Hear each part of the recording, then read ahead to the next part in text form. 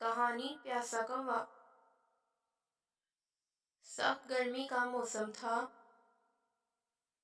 ایک کوا بہت پیاسا تھا۔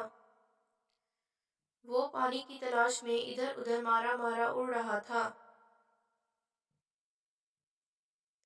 گرمی کی شدت کی وجہ سے ندی، نالے، جوہر، تالاب سب خشک ہو چکے تھے۔ اسے کہیں پانی نظر نہ آیا۔ وہ پریشانی کے عالم میں ایک باغ کے اوپر سے گزر رہا تھا کہ اسے ایک گڑھا دکھائی دیا۔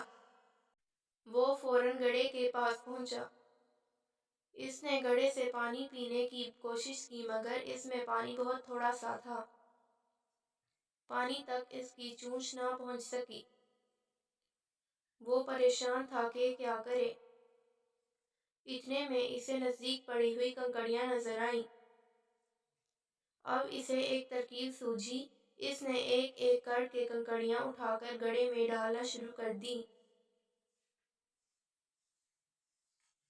تھوڑی ہی دیر میں پانی کی سطح اونچی ہو گئی۔ یوں اس نے پانی پیا اور اپنی پیاس بجھائی۔ کوا تازہ دم ہو چکا تھا۔ اب وہ خوش خوش اپنے آشیانے کی طرف لوٹ گیا۔ نتیجہ ضرورت ایجاد کی ماں ہے۔